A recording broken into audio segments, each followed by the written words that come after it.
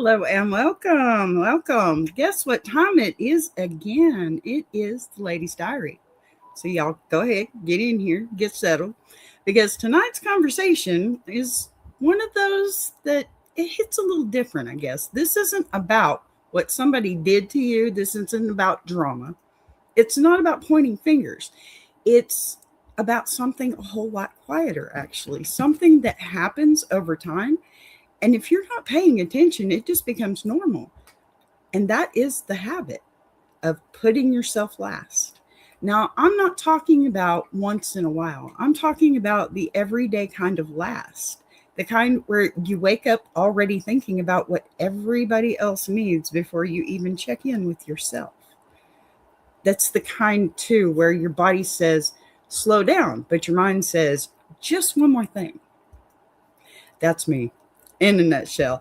The kind where you convince yourself that you'll get to it later, and later just keeps moving further and further out. And the truth is, a lot of women don't even realize they're doing it anymore because it's been conditioned into us for so long to take care of every single thing, to keep things running, to show up no matter what. There's that old saying, behind a good man, there's a better woman. You better believe it. And somewhere in the middle of all that, you disappear just a little bit at a time, not all at once, just enough that one day you look up and you're tired in a way that sleep just doesn't fix. And you don't even remember the last time you actually chose yourself without feeling guilty about it. So tonight, we're not rushing through this. We're not brushing it off. We're going to sit in it for a minute and really talk about what that looks like, what it feels like, and why it's so hard to break out of once you're in it. Because this right here, this is real life for a lot of women. And I'm not doing this one by myself, okay? I never do because I just can't. Because when we have conversations like this, I want voices in the room that understand it from different angles. So go ahead and get comfortable and let me bring up someone who knows exactly what I mean to pour it into everybody else and still find a way to keep going. No, y'all know who that is.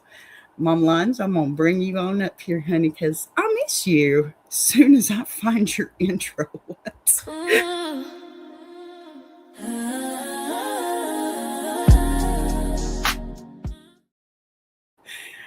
Oh, and you did come up.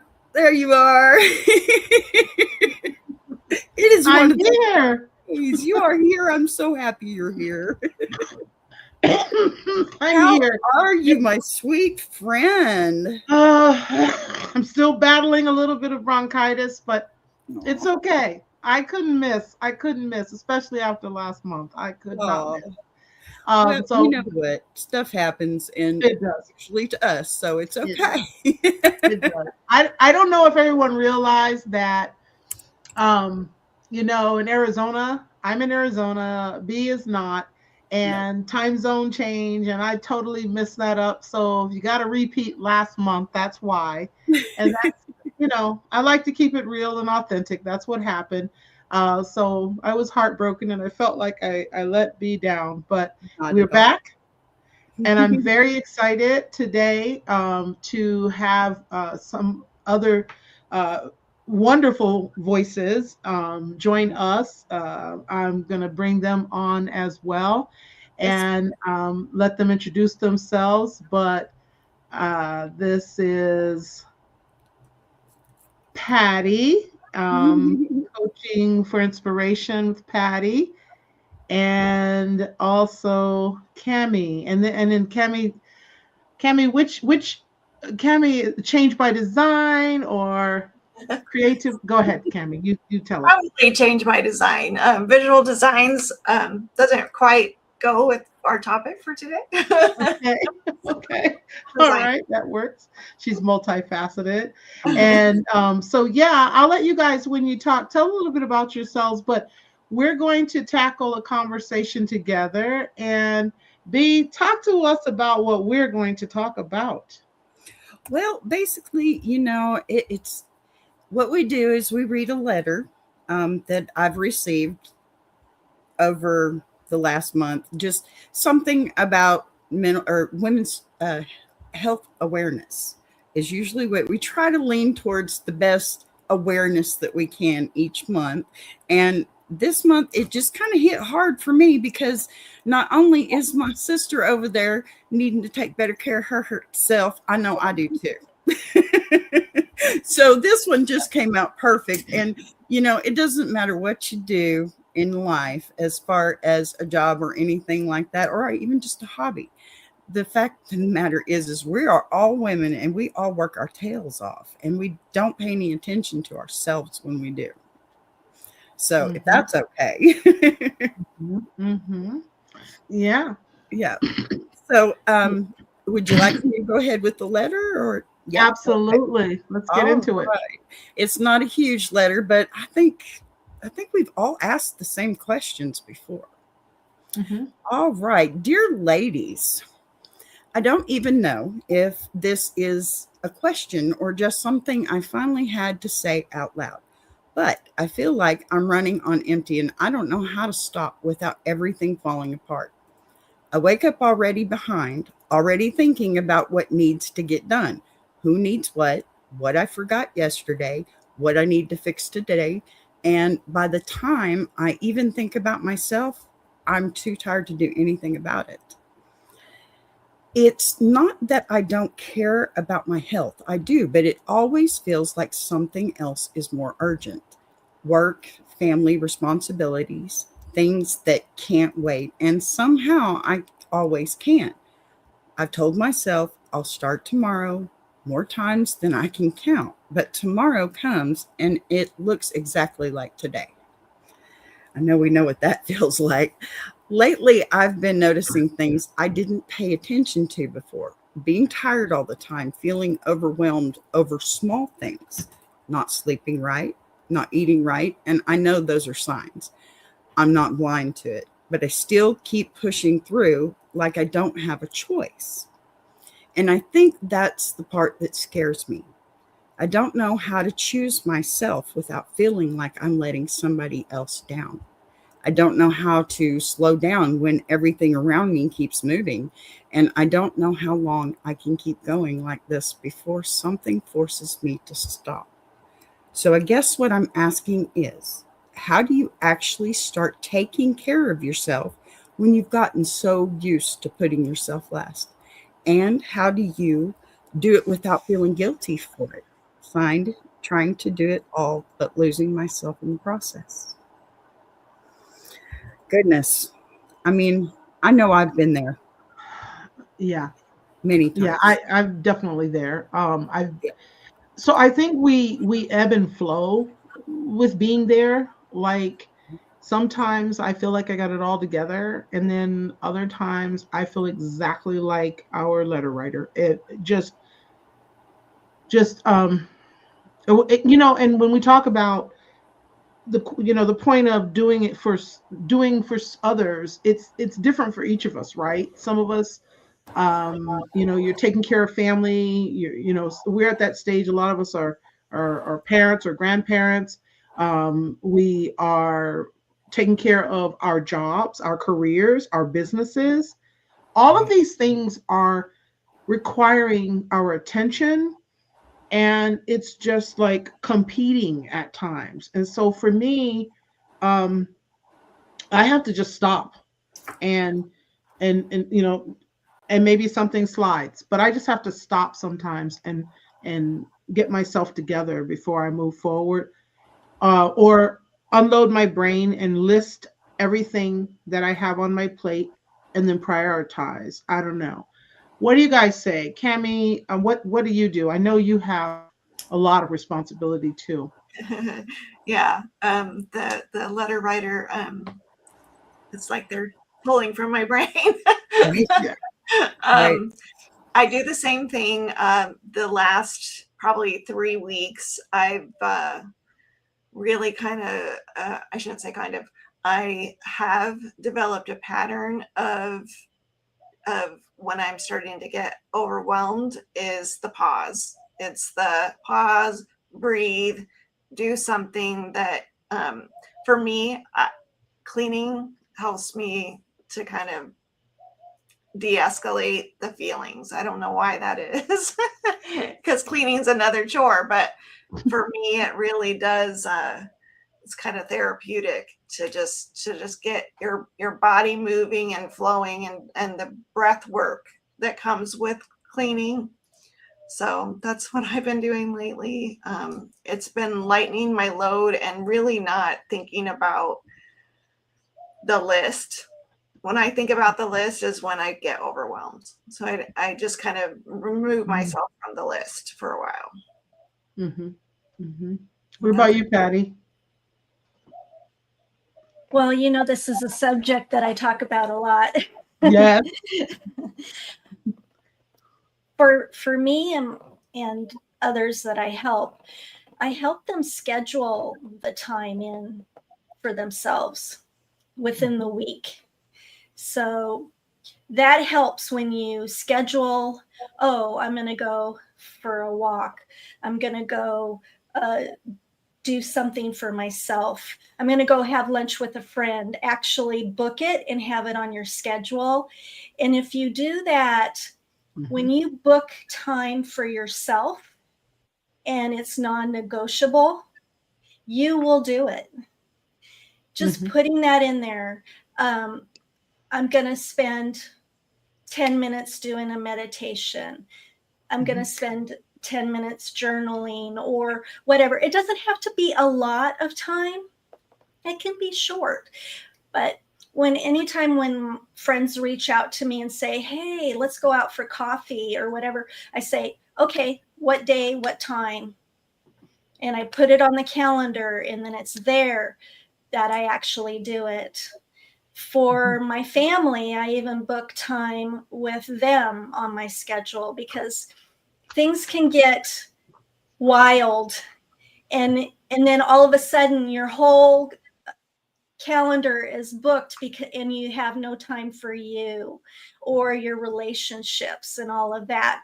So I make sure that anytime I'm booking things for me, say you want to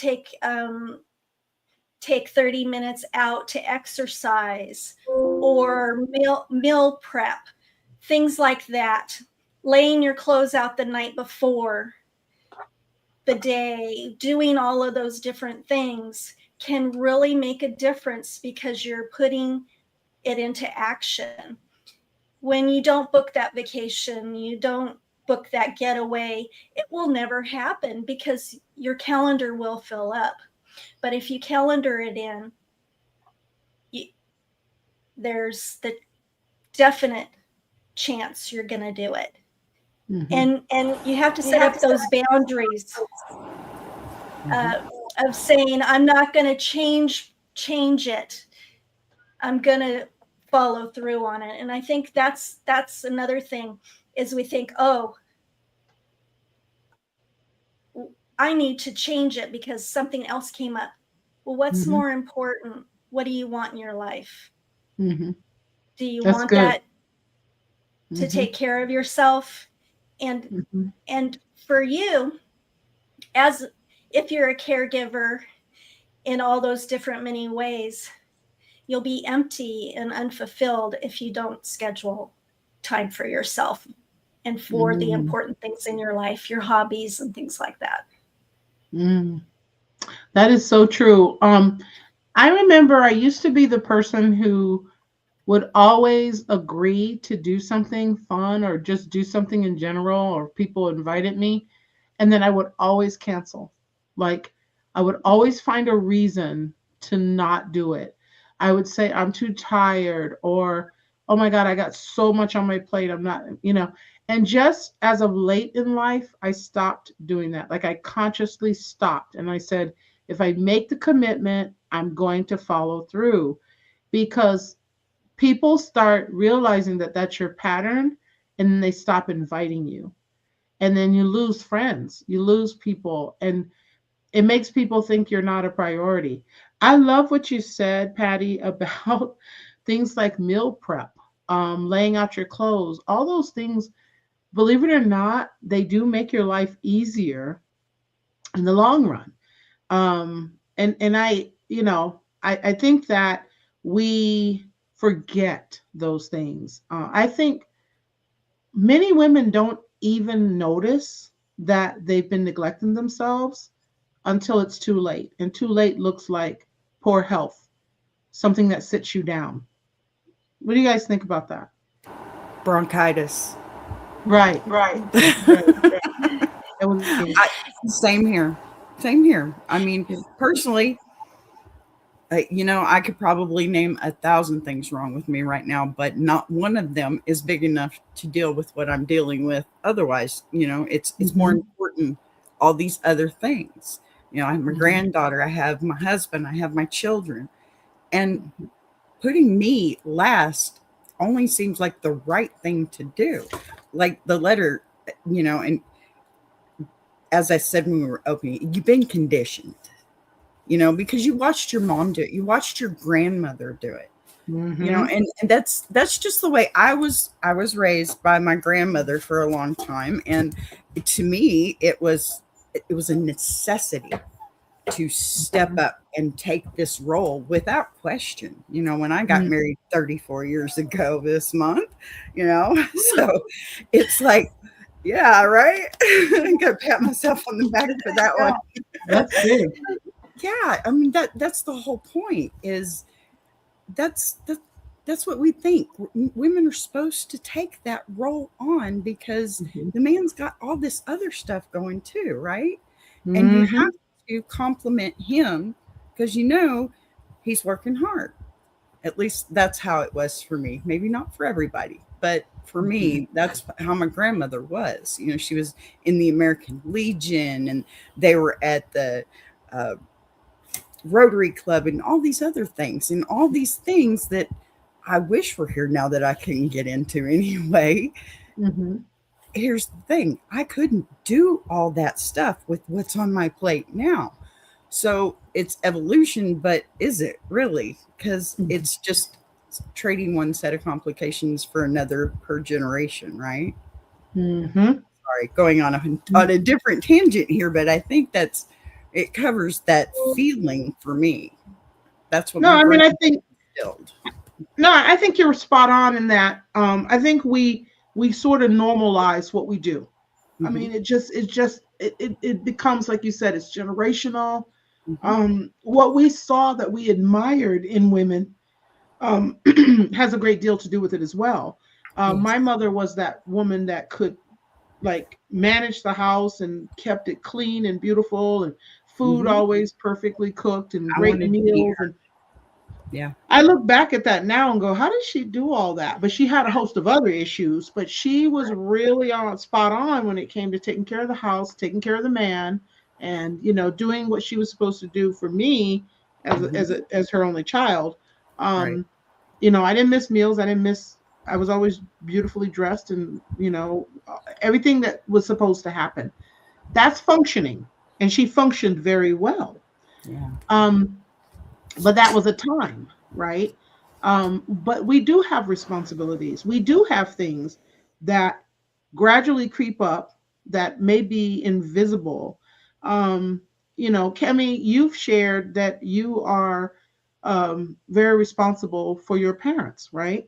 Yeah. And I don't know how much you want to share about that, but I know that that's a huge part of your life. It's a huge part. And as you guys were talking, I was thinking about one of the biggest culprits for me is having access to all the things that remind me of the list. So like your phone, the alert will come up and you just glance at it and you're like, right. And then you're working, I work from home, I'm working on my computer, and I hear the email bing, right? Oh, there's another email. And when you let it hijack your plans for the day, that's on you, right? So it's one of those things where you have to really self-talk and go, do I need to do this now? Because the juxtaposition to our Mother's Days wasn't present, right? So they listened to their voicemail at the end of the day and, decided when they were going to call those people back, right? So there was a lot more space for the doing of the things that we needed to do in a given day. And now our brains are constantly being pinged by extra stuff all the time. And yeah, I think that the electronic world that we live in has created a lot more sedentary. We're more sedentary, and we're more attention deficit. Yeah. No, you're absolutely right. What I have a question. Patty, were you going to say anything on that? Well, I was going to kind of go back a little bit. Yes. I wanted to share something. So I watch my grandchildren too. I help out with that as well. And I saw this cruise come up on my feed, on my email, and I was like to my husband, let's go to this. But so I talked to my son and I talked to my daughter, and they're like, Mom, of course you're going to go on that cruise. You don't need to think about us. We can make other arrangements. You need to go. You need to go out and have fun and do things and experience life, and don't worry, we'll find a way to take care of what we need to take care of. And I thought, oh wow, them just saying that took like this big relief off of me. And here I am, a work-life balance coach and leadership coach, and I'm saying to them, oh, I want to go on this cruise from this time to this time. And they're like, you don't even need to ask. And I share a calendar with my daughter and my son-in-law. So I just put on there on the calendar, on the Google Calendar, Oma on vacation. and they were so happy. They were so happy. You know, they didn't want to feel like they were holding me back from enjoying my life as well. So I just wanted to share that. That is so awesome. That is amazing. The people in your life want you to have freedom too, and to do things that you enjoy, and they love you and they want that for you as well, so that you can come back and not be burned out, that you're not filled totally up with exhaustion and stress and all of those things. So I just wanted to share that. So, Patty, you remind me of, there's a tinge of guilt sometimes when we do have an opportunity to do something that would light us up, that would be awesome. But we have these connections with family. We have these connections with family and friends that sometimes lean on us. And your initial thought, even being the coach that you are, your initial thought is you don't want to let them down, because you're accountable and there's a responsibility, right? So that's kind of a natural thing. Have you ever felt guilty for resting or choosing yourself otherwise? Anybody? Because I think that's part of it. No. Guilt is a big part of it. Yes. I mean, all the time. Many years of putting yourself last becomes a habit. And then you have to work on undoing that. And that's one of the things. It's a work in progress, because you do backslide sometimes, but then you refocus, and scheduling the time makes such a difference, and making that a priority. If you don't make it a priority, it's like, oh, I want to go to my grandkids' soccer game. I'm going to put that on the calendar so that I make sure that I don't get scheduled for something else. Those little things really make a difference. And if you're a parent, the same thing, putting that on your calendar so that you can make that soccer game, gymnastics, volleyball, basketball, whatever. Because when you put it on your calendar, nobody else can schedule you. Right. Yeah, I know. It's just a whole lot. There's a cost to, and I think our letter writer, the point here is that at some point it runs out. You just get tired. And that's, I think, what she's saying. Um, and so when I think about that, we call it burnout. Um, it shows up. It shows up physically, it shows up mentally, and it shows up emotionally. And that's the part that some people suffer in silence and they don't share until they completely are ready to shut down. Um, I know as a teacher, in my industry, in the education industry, there's a lot of teachers that are walking away. They just can't handle. They show up every day and they experience trauma. I call it trauma because there's fights with between kids. There's a lot of yelling and disrespect and all kinds of things happening. And throughout the course of the day, teachers experience so many things. And then they go home, get a little bit of rest and some or dinner, a little bit of rest, get up and do it all over again.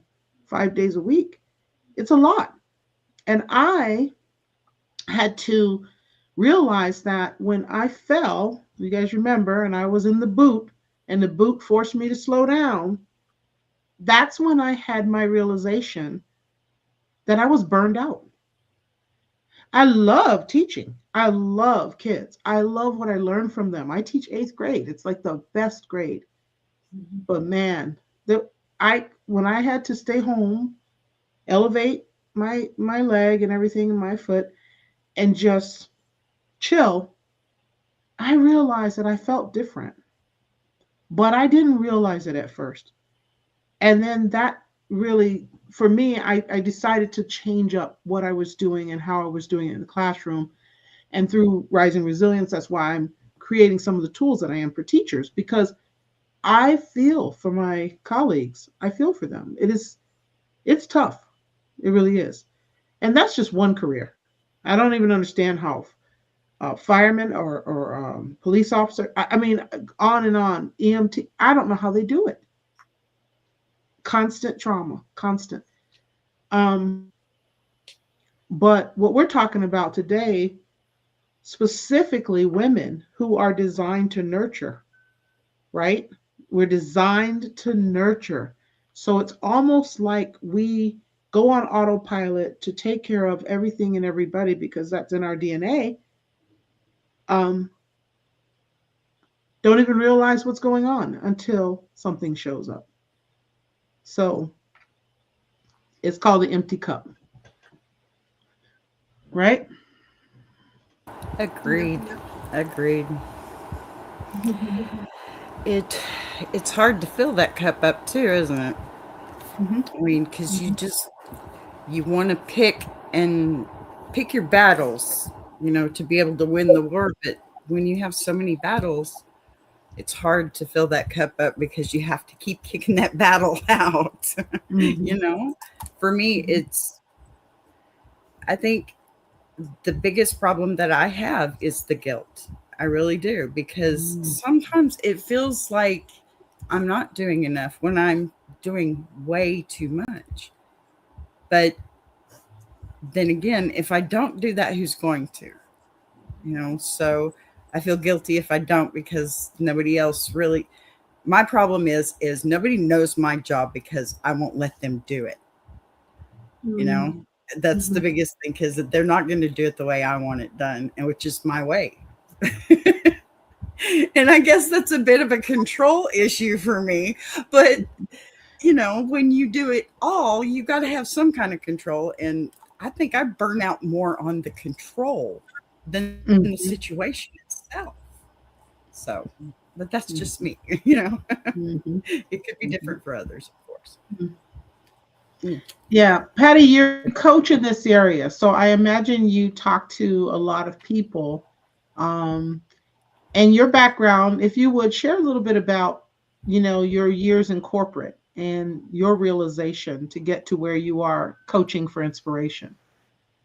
Well, one of the things that I realized, I was in a supervisor manager role from the time I was 18 on. And I was the typical workaholic, do everything at home, at work, go, go, go, go, go. And in my 30s, I had an ulcer. Mm. And the doctor said to me, and it was a big ulcer. And the doctor said to me, something in your life needs to change. What's causing this? Because it wasn't the normal kind of ulcer. It was a worry. It was a worrier ulcer. Mm-hmm. So I'm not saying that I changed overnight. I'm not saying I had to put things in place to change my life, to realize that I can't do it all and I need help.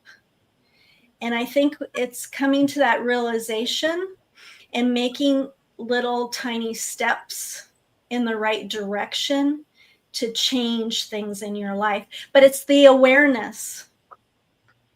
Mm-hmm. I was slowly killing myself. I had children. I had small children. I wanted to be there to see them grow up. And I knew that there were things that I had to start removing from my life. And that's the key, is what am I doing in my life that I don't enjoy?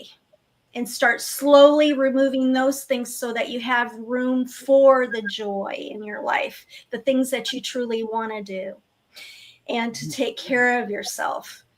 I wasn't taking care of myself. And that was my wake-up call. Thank you for sharing that. And I'm not saying that it changed, because when you're a worrier, that is a hard habit to break.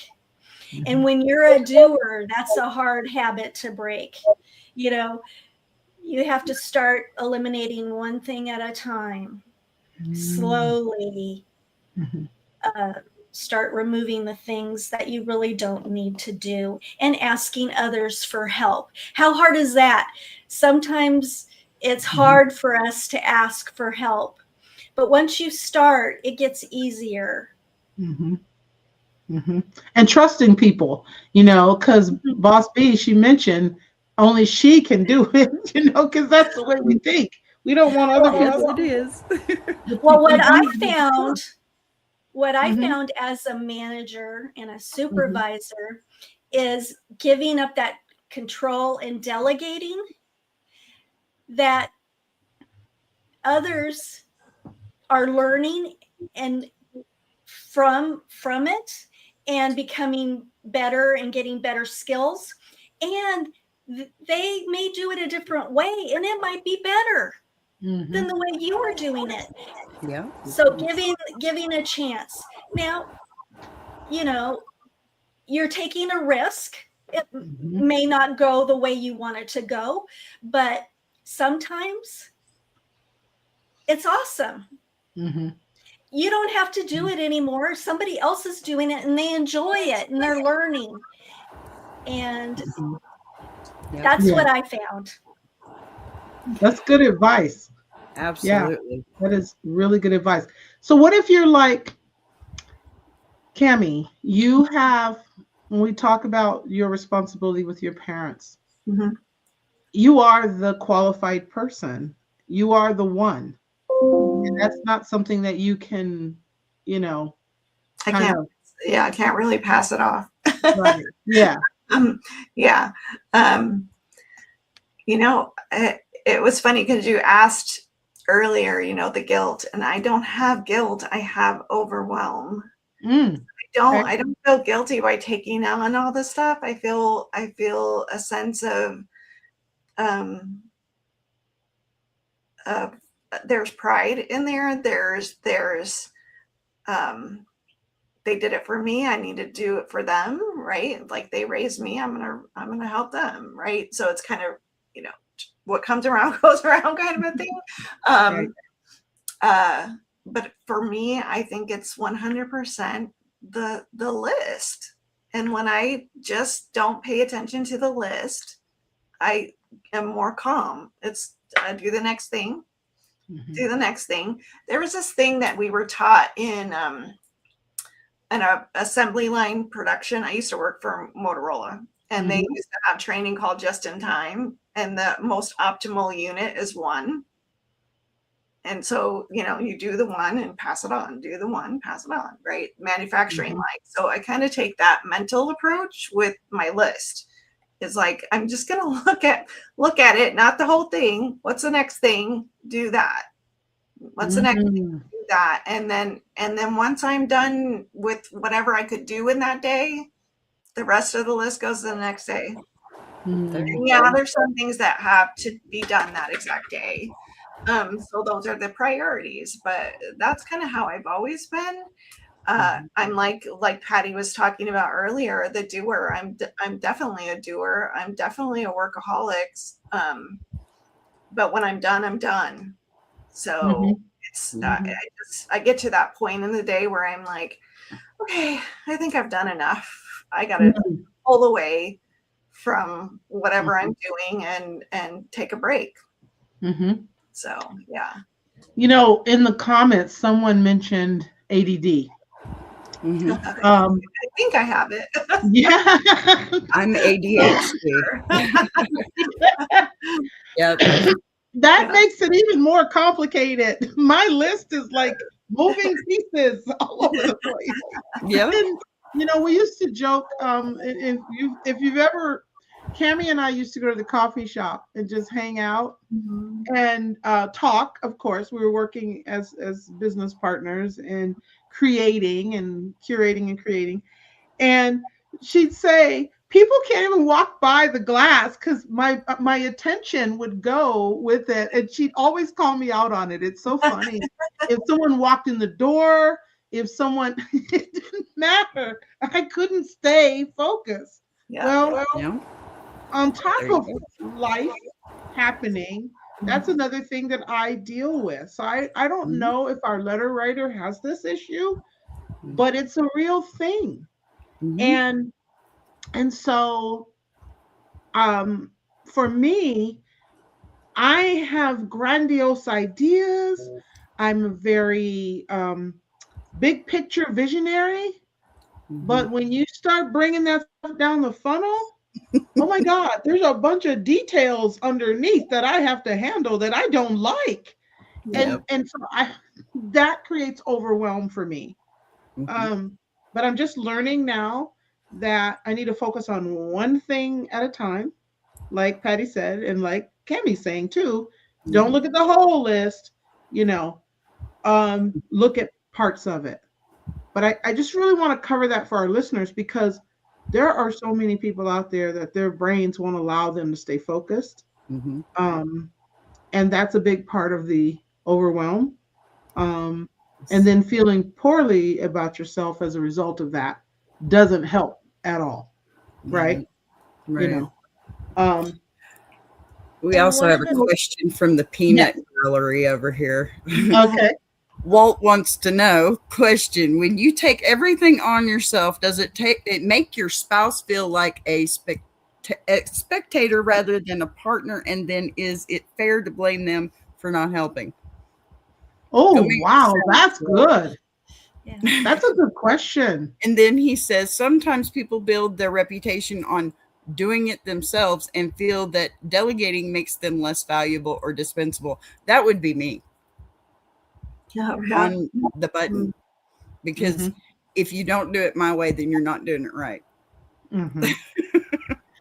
But question is first question. Yeah, no, I love that. I think what Walt is saying too, or at least the way I see it, is sometimes the people that love you and care about you that are right by your side would be able to reduce some of that overwhelm, but you don't give them the opportunity. Right. And that's I'm sure there's someone listening that has that issue as well. And so that's something to consider, because maybe that person really wants to be there for you and really wants to help, but they're being locked out. I think that's what Walt means. I think so too. My husband, I'm sorry. Go ahead. No, please go ahead. The husband needs to say, how can I help you? Yes. That to me is, my husband will say that, and I will call on him to say, hey, can you do this, that, and the other thing? Today it happened. He came in and said, this this is wrong. And I just looked at him. I said, I can't take any more on today. Could you do that? And he's like, sure, I can do that. And I was just like, I just had to call a thing. And you gave him permission, though. You gave him permission, and that's awesome. It came from a place of, I can't. I just can't. And my prior self, last year even, I would have said, I'll get it done tomorrow. Right? I wouldn't have even asked. I would have sucked it up. And so I've been practicing this whole, like, I can only do so much in the day. And, you know, things blew up today. Things blew up really bad today. Insurance coverage, all kinds of weird, you know, rescheduling of procedures and and I'm kind of like, okay, we're kicking the can down the road for something that I'm hoping would have been done. Right. And so there is a little bit of that agitation that exacerbates the overwhelm, because you're like, I had my schedule all mapped out, and now there's cancellations, and now there's more phone calls to be had. And, you know, those are the times when I kind of lose my cool. Right. And I start to go, you know, everything was planned, everything is good. It's when the disruption of the plan hijacks things, and I'm like, woo, So, good point. And it's nice that we're sharing these different perspectives, because again, there's someone that relates. I'm gonna throw a word out, ladies. I'm gonna throw one word out. Tell me what you think about this word. Boundaries. Yeah, I think I've got good boundaries. I'm doing what I can. And when I, you know, just like I've already addressed, it's when I'm done, I'm done. So I think I have good boundaries in that way. Yeah, boundaries is a really an issue. I don't think it's an issue for me particularly. I just think it's again, it goes back to overwhelm. If you are the person who can do it, and you cannot think of anybody else who can do the thing that you're doing, you kind of have to suck it up. I don't know what else to do. You know, there's a lot of logistical things that require a body here in the state of Arizona to do the legwork, right? There's phone calls for sure that somebody else could do, but that person can't even do the phone call because it means scheduling me. And so I'm like, I can't have somebody scheduling me. I've got to schedule me, so I've got to make the phone call. Right. Makes sense. So yes. Those are the kind of things that get, you know, it gets to be too much for sure. Do I get overwhelmed all the time? But it's the breathing, it's the pause, it's the venting. I vent a lot to my husband, so that's how my husband helps me. Is I'm like, do you believe this crap? Yeah. Patty, how do you deal with boundaries? Just realize, like Cammie said, take a pause and say, is this something that I really want to do? Is this something that I have to do? Can I delegate it? Can I do it later? Can I schedule it for another day? Am I just saying yes because I don't want to disappoint someone? Is it lighting me up? Do I want to do this? Ask yourself those questions, because that will give you the answer. If you don't enjoy it, give somebody else give somebody an opportunity to do it that may enjoy it. Those are things that you need to think about. And the more that you say no to things that you don't want in your life, the easier it gets. And the less you say yes to the things you don't want to do, and yes to the things that you do want to do, so that you have this great balance of work life, personal life. You're doing the things that you want to do. And it's not all these things that you don't want to do. That's not bringing you joy or happiness. That's leading you to burnout. Good point. Yeah. Yeah. Because when I think about boundaries, and B, I want to hear your perspective on it as well. When I think about boundaries, I think about all the times that I've said yes to things that I didn't. And you touched on that, Patty. I think for me, it took me a long time to realize that I don't have to say yes to everything. And I certainly don't have to have, and Cameron used to call me out on this too, shiny object syndrome. Everything coming along that looked really cool to get involved with. So I do think that sometimes people don't realize that's what they're doing. They're signing up for too much. They're not focused on, does this align with my vision, my goals? Is this thing that's in front of me? I don't know about you guys, but on LinkedIn, I get 1 million people every day. Oh my God. So many people reaching out on LinkedIn to me. Hey, I noticed that you're doing this, and therefore I do this, and I think I can help you, and da da da. And I get like 10 of those a day. And I want to say to every one of them, do you not realize that you're not the only one that does this thing and or is offering to help me do it? But at the same time, I respect their hustle. I respect what they're trying to do. So I try to politely respond to each one and say, I'm at capacity right now. This isn't working. But for a long time, that freaked me out. Like I couldn't say no. So I developed some boundaries in that area. And it's made life a little easier. What about you, B? Well, I have 2 words for that. Under construction. Okay. Because that's actually something I'm working on. I have a lack of boundaries issue, unfortunately, but it's because I'm a people pleaser. I love to do for others. It makes me feel good to see a smile on somebody else's face, and that's to my detriment, of course. It's a fault. It is. But I'm working on that. I have some very good advice from a very close sister of mine. So I'm working it out. But yeah, I do need to learn how to say no.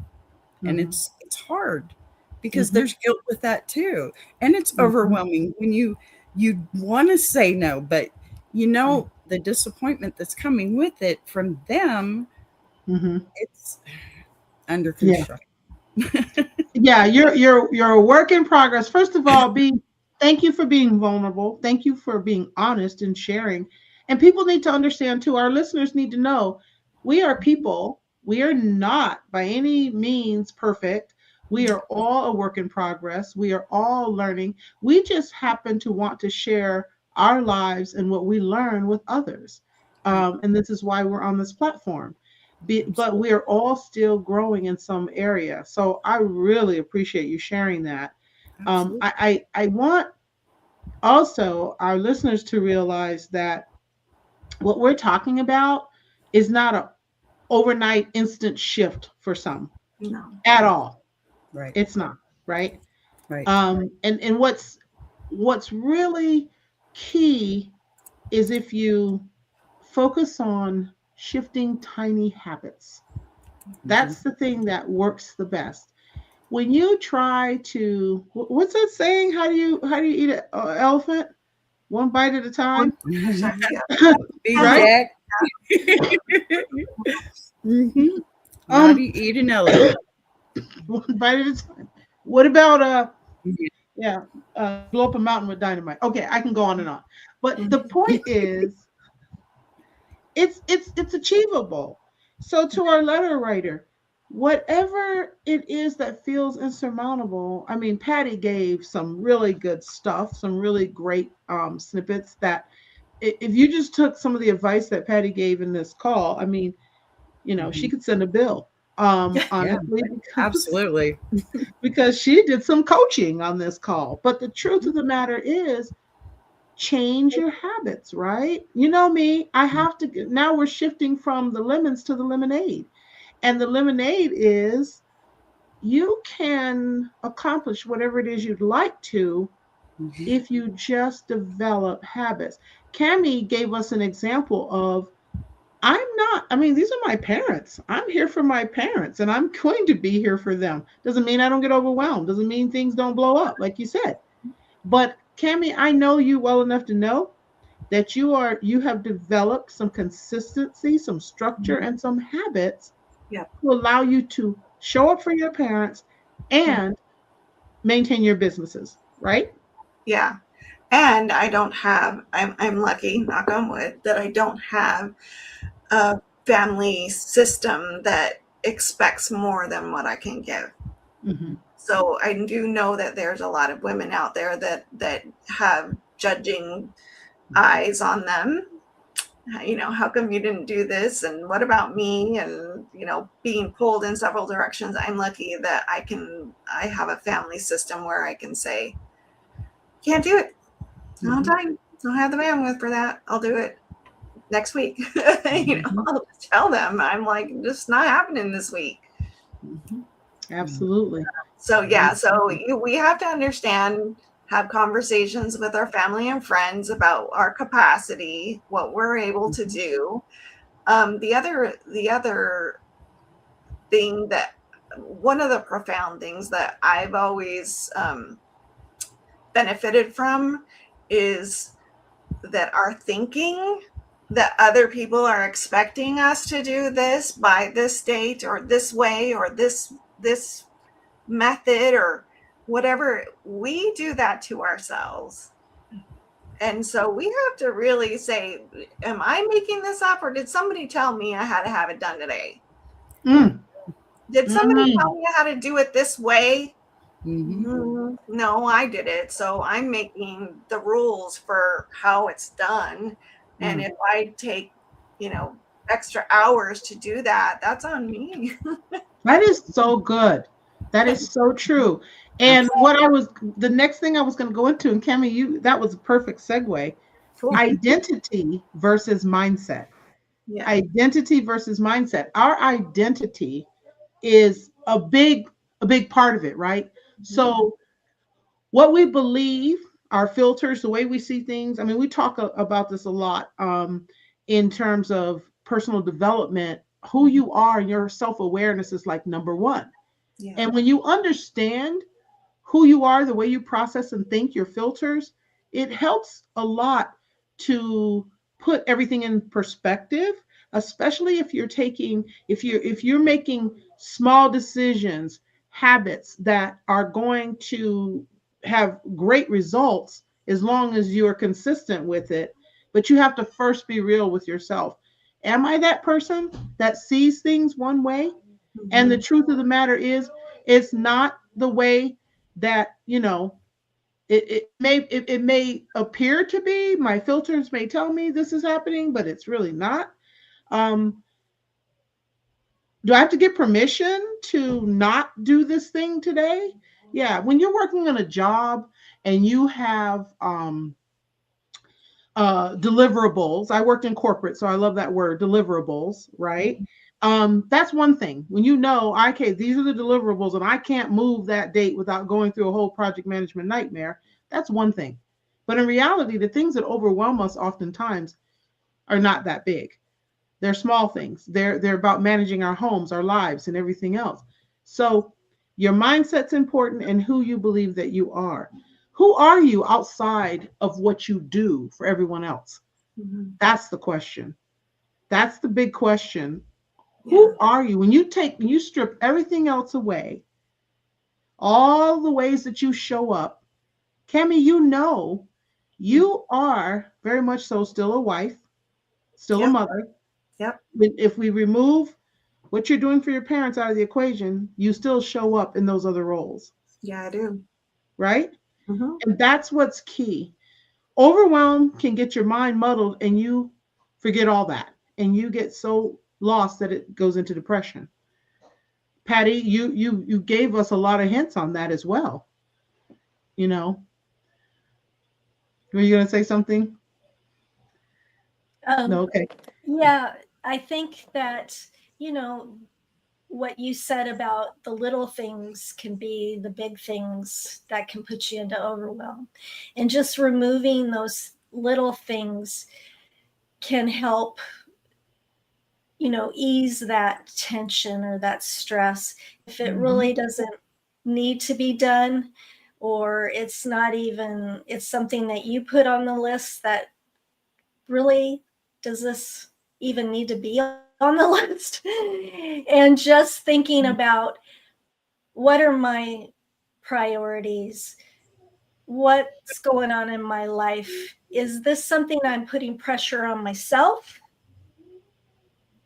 Or is this something I can let go of? Mm-hmm. Mm-hmm.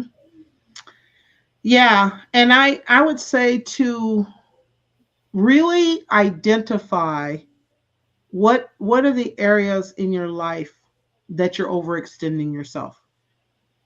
To really sit down and think about that. To me, that's step one. Where am I feeling the most pressure?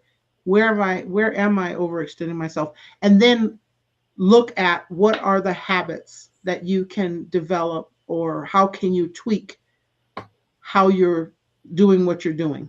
Does that make sense, B? Yeah? Absolutely. Absolutely. Yes. Yeah. That's what we're working on here too. Just it, it it's all prioritizing, I guess, Mm-hmm. and I just forgot where my priorities were. I think we all do, because At times, it's absolutely. part of that overwhelming sensation too, because Mm-hmm. you just too much at one time is just not enough brain activity for me, for my ADHD to sit with for very long either. So Mm-hmm. I Mm-hmm. had that problem too. Yeah, I Yeah. totally I, agree with in the end, what I want to make sure of is that um, our listeners and the letter writer that. Mhm. understands that there's hope, and that you have more choice and control than you think you do. We've been there, all of us. We're in different stages on the continuum right now, right? B, you're saying I'm working through this right now. Mhm. Cammie's over here. Patty's gotten to the point where she went through the ulcer, and now she's at the point of coaching other women. She made it her life mission to help other women not go through what she went through, right? And I Amazing. am somewhere in between. And some days you might talk to me and I'm at overwhelm, right? Because of Mhm. my day job. And then Yeah. but I have learned that this too shall pass, and just take a breather, take care of have fun. I too went on a cruise, Patty, and I loved it. Um, and I think I came back changed. But we want people to give yourself permission to do what lights you up. Give yourself permission to change what is unsettling for you, and understand that you do have some choices in the matter. Yeah. So, Absolutely. B, you going to take us home? I'm gonna take us home, sis. Definitely. I just have to say first, to the chat, thank you, Nisi, Big Jack, Walt, Mhm. the Peanut Gallery itself. Thank you for being here so very much. And ladies, Patty, Cammie, thank you so very much for being Yeah. here for your first and for your second time. I'm very, very humbled by this experience because here I was thinking, maybe I'm the only one, but I'm certainly not, am I? Mhm. This one No, absolutely definitely, not. it hits different, right? Yeah. Not loud, not obvious. It's just something that happens slowly, and before you know it, you put yourself at the bottom of your own list without even realizing it. But the moment you Mhm. notice it, that matters because that's where the choice comes in, right? Not Mhm. to fix everything overnight, just to do one thing differently, to stop ignoring it this time. Mhm. We just have to get there, Take care of Mhm. yourself. It's not selfish, it's necessary. And if Mhm. you don't make the time for it, eventually something else will force you to, right? Listen, I love you guys. Ladies, Thank you so very much, sis. Thank you. Always, always thank you for being here, because I'm telling you, I couldn't do it without you. If you will, ladies, y'all just hold on back. We want to talk to you just a few more minutes after we're done here. Everyone else, thank you so much for being here. Bye-bye. Thanks.